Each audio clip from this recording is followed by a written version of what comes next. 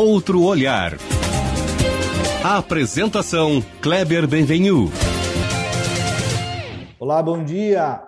Bom dia, família Bandeirantes. Bom dia para você que nos escuta na intimidade do rádio e também que nos acompanha aqui pela internet. Qual é a principal preocupação dos pais que têm filhos na escola hoje em dia? Pais conscientes, pelo menos.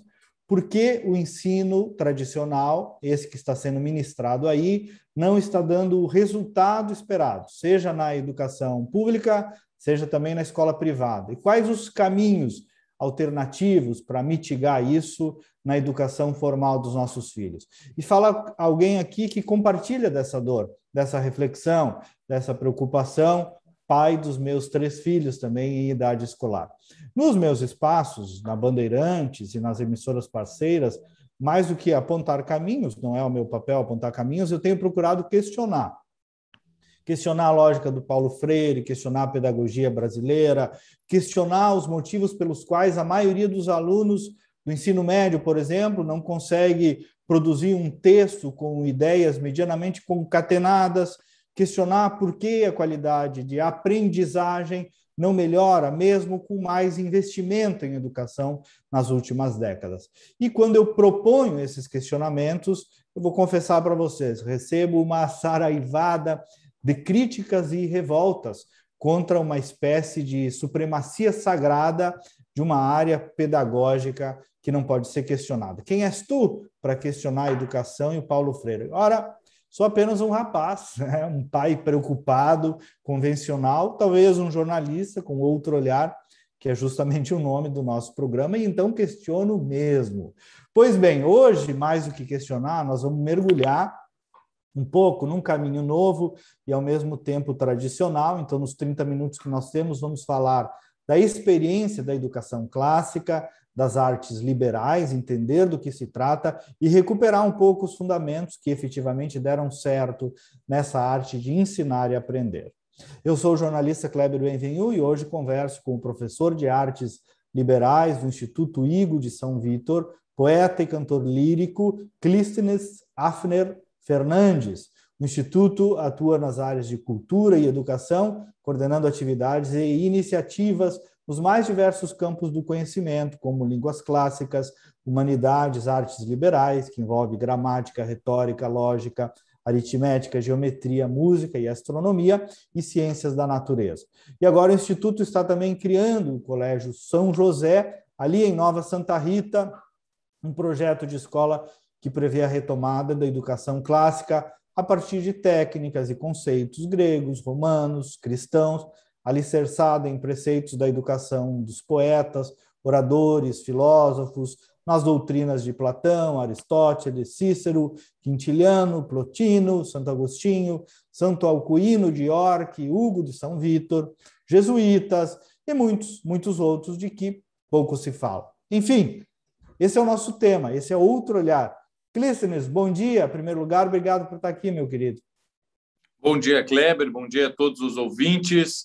E vamos aproveitar bem essa meia hora para darmos esse outro olhar mesmo sobre a educação, que é um tema que interessa a todo mundo, certo? A todos nós. Todos nós ou somos alunos ou professores em uma parte da vida ou na outra, mas sempre temos uma relação e uma dependência muito grande dessa realidade.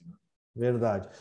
Professor, então comece nos ensinando um pouquinho, que eu tenho certeza que é um assunto que a maioria de nós não compreende, o conceito de educação clássica e artes liberais. Quando a gente fala disso, do que nós estamos tratando, né? Cultivo da sabedoria, da virtude, da alma, o verdadeiro, o bem e o belo. Nos explique isso, do que nós estamos tratando quando falamos de educação clássica e artes liberais. Muito bem. Quando nós usamos a palavra clássico, nós normalmente nos remetemos assim àquilo, talvez música clássica, não é? Ou os clássicos da literatura. E não é bem isso, mas tem a ver também com essas coisas, né? Com todos esses atributos, com todas essas coisas que são às quais a palavra clássica é atribuída, certo?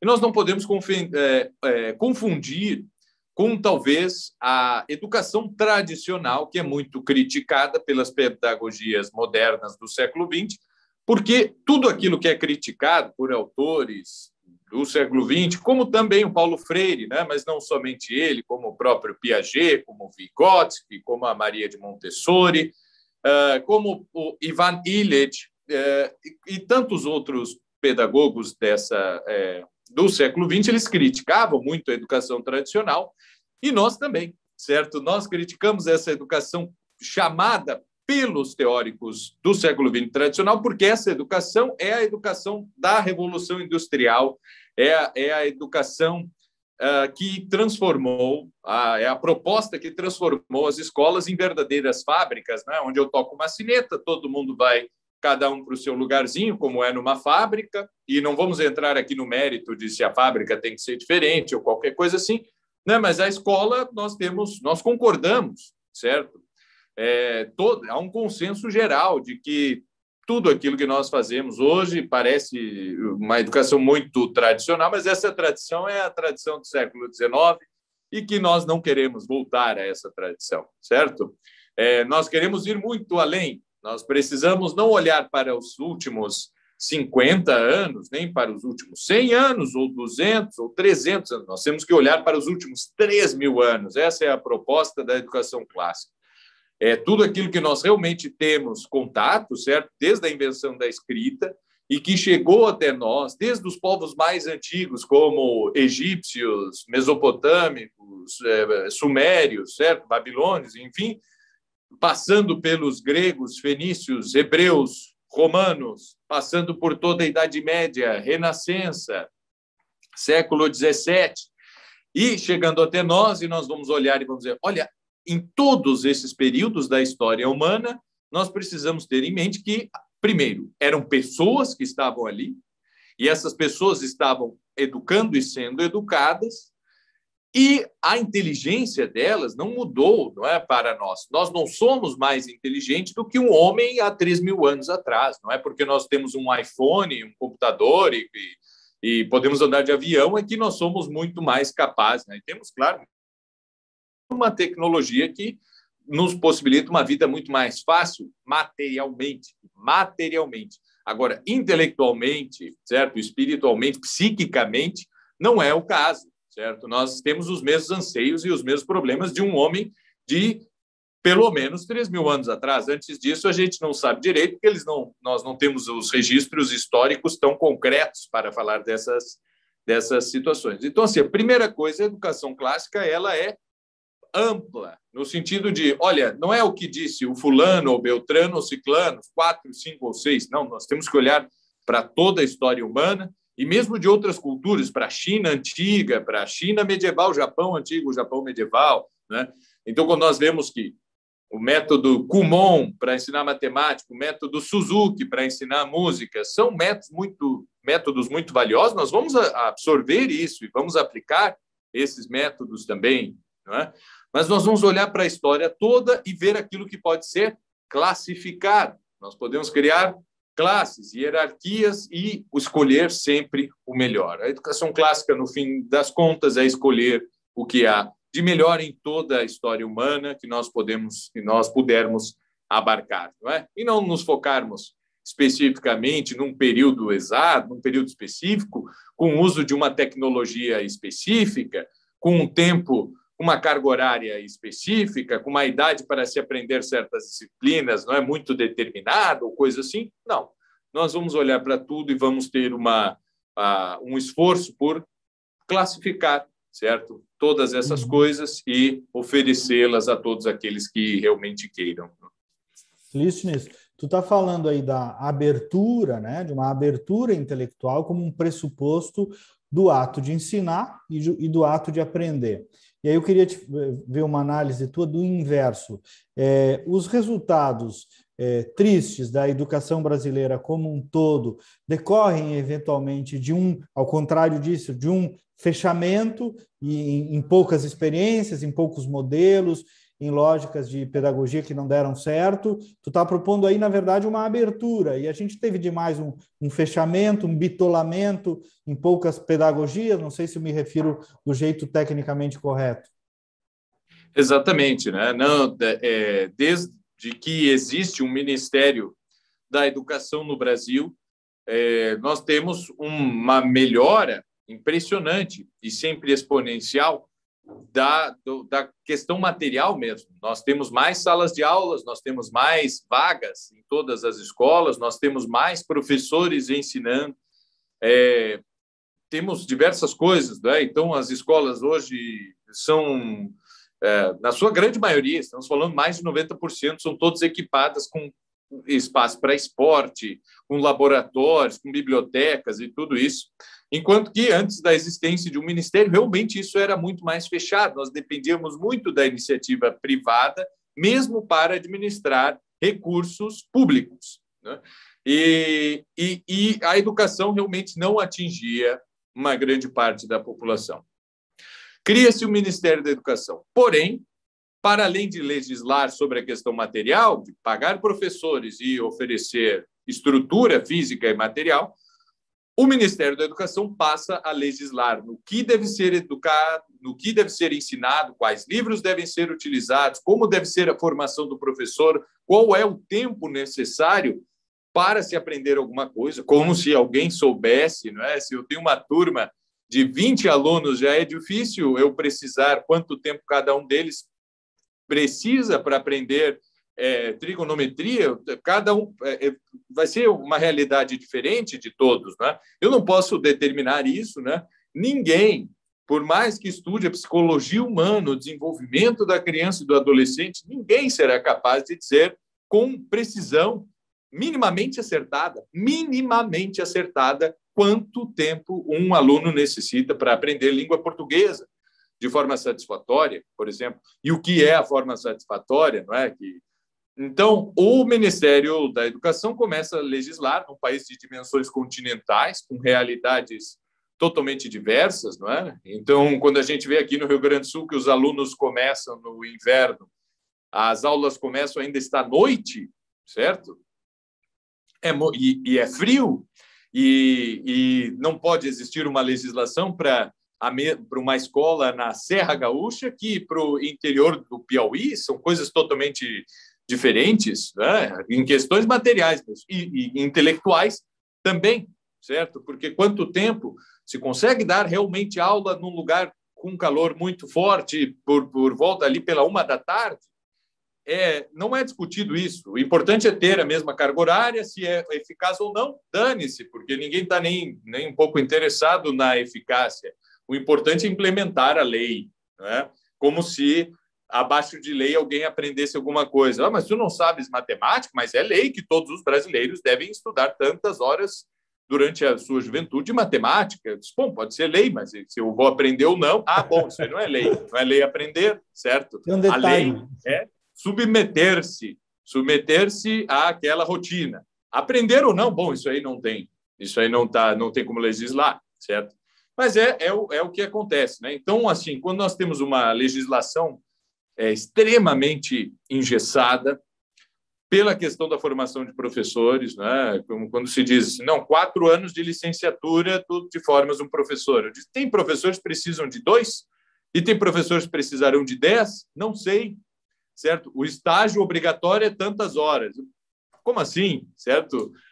Isso não tem como determinar, nem de forma aproximada.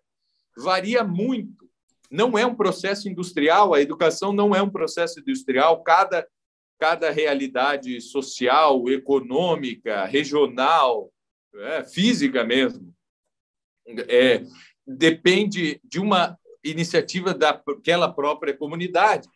E nós não podemos determinar isso abaixo de lei. Não haverá legislação que realmente faça com que a educação funcione. O pessoal pode dizer, nossa, mas na Finlândia e na Coreia do Sul é super rígido, né?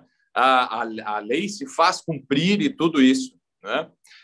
Bem, a autonomia de um professor, de um diretor de escola, de uma comunidade de pais dentro de uma escola em qualquer desses países aí é algo inviolável. Não há ministro da educação que mude um currículo de uma escola onde pais e professores determinaram qual seria a carga horária, o currículo, o número de de horas para cada uma das disciplinas, o número de professores, isso aí não tem como mexer. Mas nós imitamos só a rigidez desses países todos e esquecemos de imitar a autonomia, sendo que hoje em dia a escola não possui formalmente nenhuma autonomia, porque na verdade o que acontece mesmo dentro da escola é a anarquia total daí, porque daí ninguém mais manda. O professor, no fundo, entregando aquele caderninho azul, que é o caderno de chamada, não é? Com tudo bem preenchidinho, ele faz o que quiser.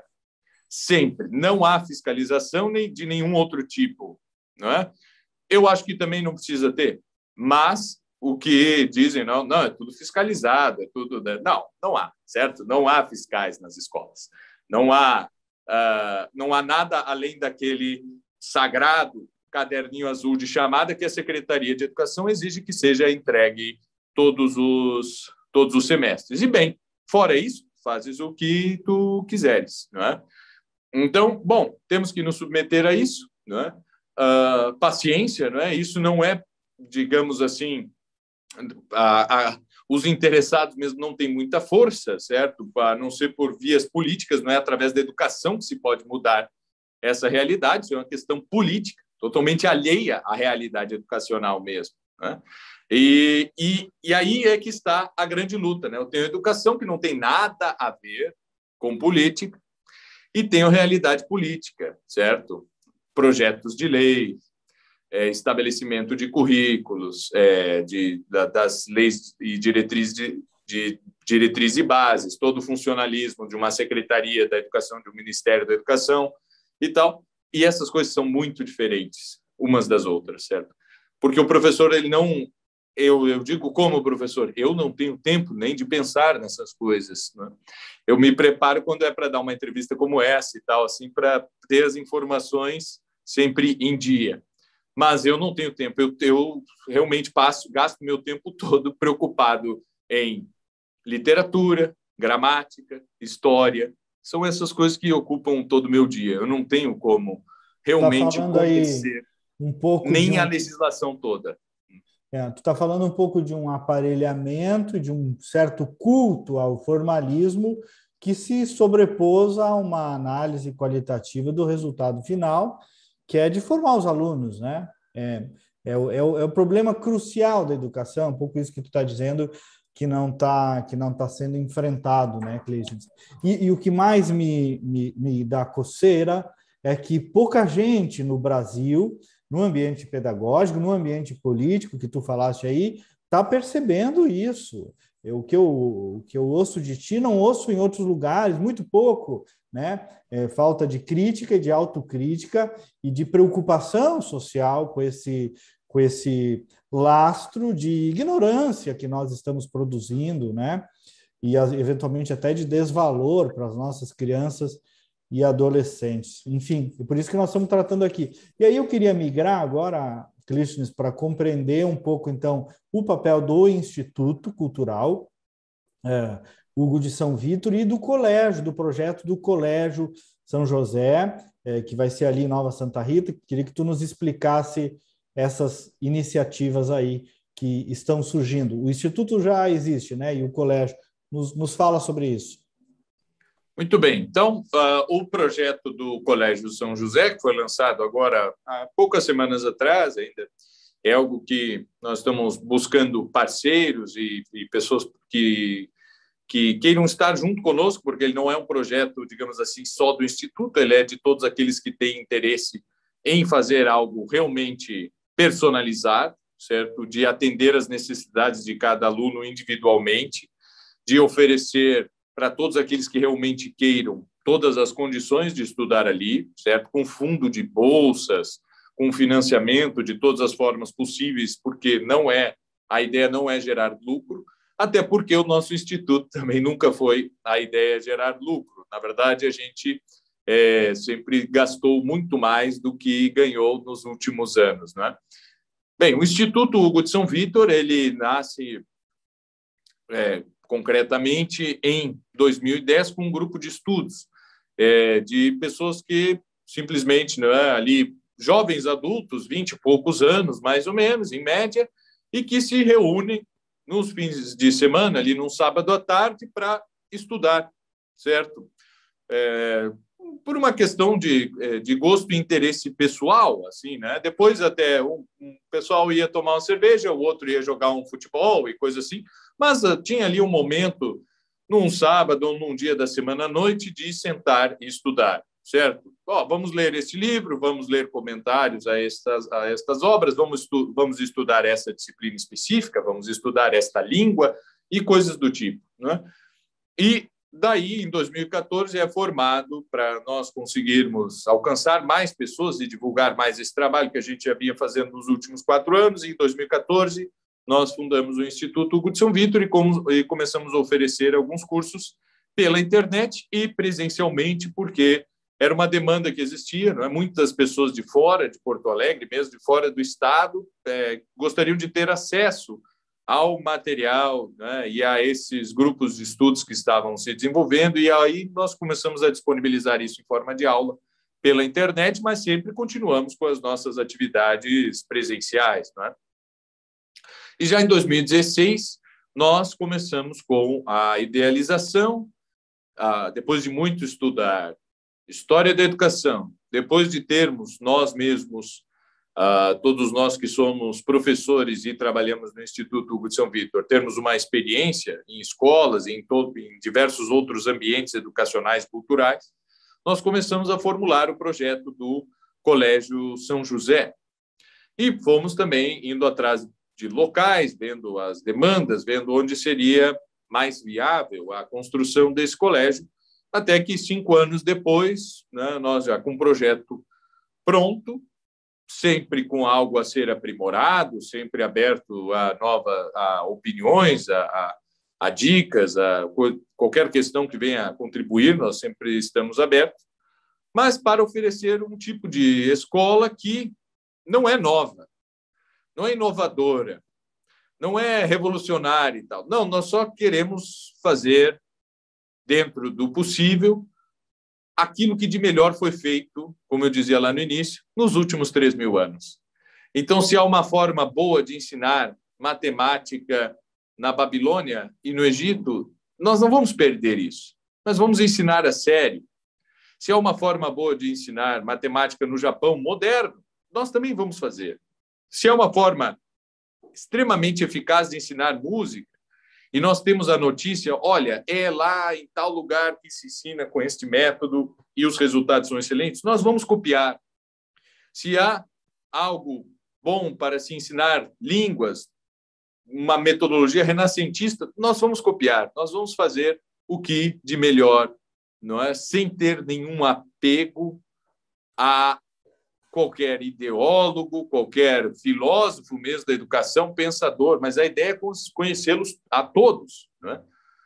Porque há muita gente, não, tem o Paulo Freire e tal, pô, eu li, até hoje eu leio tudo o que eu posso de Paulo Freire, né? Sou autor, inclusive coautor de uma obra falando especificamente sobre Paulo Freire, não é? Eu estudo muito Montessori, certo? Eu conheço o padre Ivan Illich, talvez seja uma das poucas pessoas no Brasil que realmente estude Ivan Illich, certo? Foi um pensador muito influente na educação no século XX, certo? Né? Travou embates, inclusive, com Paulo Freire. Eu não sou nem freiriano, Deus que me livre, e nem ilitiano, Deus que me livre também, nem montessoriano, mas eu sei, certo, que se alguma coisa estiver em qualquer um destes pensadores, eu irei aproveitar, inclusive no Paulo Freire, porque o Paulo Freire, uma das principais coisas que muito me inspira é o fato dele ter dito assim, não me interessa o que está acontecendo em volta, eu sou professor e eu vou dar aula. E ele vai para uma obra, certo? Uma construção e começa a ensinar. Sem Ministério da Educação, sem Secretaria de Educação, sem nada disso. Tem um gesto ali, né? Tem demanda e eu vou ensinar. A metodologia é discutível? Sim. Os fins que ele tinha com aquela educação são discutíveis? Sim. Podemos entrar nesse aspecto. Mas há uma coisa muito admirável, pelo menos para mim, e que eu me inspiro mesmo no próprio Paulo Freire, é esse fato dele simplesmente levantar e ir ensinar. Dizer, olha, hoje é aula é assim, façam isso, certo? Imitem o que eu estou fazendo. Uma aula normal, certo? Da forma mais natural possível, e a educação é algo natural ao homem, certo? Nós sempre educamos. Clístenes, nós estamos nos encaminhando para o final, e aí eu queria que tu falasse um pouquinho, avançasse em relação ao Colégio São José, em que pé está esse projeto, se tem como ajudar, ser benfeitor dessa obra, tem aí as redes sociais também, se tu quiseres divulgar para o pessoal acompanhar, porque eu não tenho dúvida de que vai gerar muito interesse. Diz aí, então, para nós como é que anda e quem queira ajudar, se tem algum projeto de ser benfeitor, como é que vocês estão financiando isso? Muito bem. Então, todos podem acessar o próprio site, certo? colégiosaojosé.org, e ali está todo o projeto muito bem detalhado, quais são as fases, né? A que ponto nós estamos. Hoje em dia, nós temos, então, uma área de 43 mil metros quadrados adquirida no centro, no município de Nova Santa Rita, mas muito próximo a Portão, muito próximo à Capela de Santana, Montenegro, a São Sebastião do Caí, todo o Vale dos Sinos, Canoas, Sapucaí, Esteio, São Leopoldo e mesmo de Porto Alegre, certo? Onde está sediado o Instituto, nós em 30 minutos chegamos lá. Então, nós escolhemos uma área bastante central para poder atender a diversos municípios, certo? E muito mais do que... né, nós temos que ampliar, para entender o Colégio São José, ampliar o conceito que nós temos de colégio ou mesmo de escola, certo? Ali é uma comunidade mesmo de ensino, onde não só os alunos estão para aprender, os professores estão para ensinar, mas os professores especializados nas suas disciplinas, estão todos convidados a participar do projeto e aí sim estudar todas as outras demais disciplinas, continuar ad infinitum com a sua formação, certo? Onde os pais estão convidados a fazerem cursos, a lecionarem também, certo? Onde exista uma atividade cultural realmente efervescente que busque a excelência em todos os campos do saber. Então, a terra está lá, né? Então, o terreno está lá, o projeto está em andamento, já temos contratados, não é? Arquitetos, engenheiros e todo o pessoal que está trabalhando com isso em parceria com o Instituto Hugo de São Vítor, que dá todas as exigências pedagógicas para a própria construção, não é? Então, não é um projeto adaptado. Faça sala de aulas, depois nós pomos cadeiras e aí um quadro, não é uma lousa e funcionou. Não, isso se faz na indústria, certo? A indústria, o galpão da indústria é igual aqui na Noruega, no Japão e tal. Uma escola não é assim. Uma escola, tudo deve ser muito bem pensado para que funcione realmente como uma escola. E esse é o projeto do Colégio São José. E aí procura nas redes sociais, aí vai achar, né? Tanto o Instituto quanto o colégio, né? Exato, colégiosaojosé.org e Instituto Hugo de São Vítor, é só procurar aqui, tem bastante coisa aí na internet. Clístenes, foi muito bom. Tu é professor, né? Começo, meio e fim, didático, claríssimo. Muito bom. Assim espero. Foi muito proveitoso. Quero te agradecer e pedir que Deus ilumine aí a ti e essa bela obra. Muito obrigado, tá?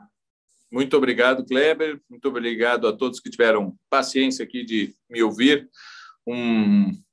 E podem sempre contar conosco aqui em tudo que nós pudermos ajudar, também o faremos. Muito bom. O Outro Olhar, prezado ouvinte da Bandeirantes, fica por aqui. O programa é produzido pelo jornalista João Vargas, sob a coordenação da Critério, resultado em opinião pública. Em breve, além de estar aqui no ar, também estará nas redes sociais, pode procurar pelo meu nome. Nós voltamos no próximo sábado com mais uma edição. Bom final de semana e até lá.